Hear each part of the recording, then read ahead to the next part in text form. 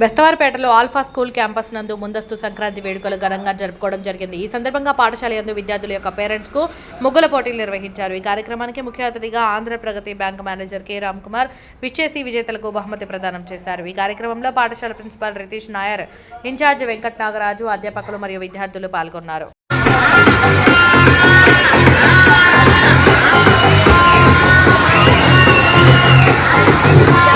15 నిమిషాలు ఇంకా last 15 minutes.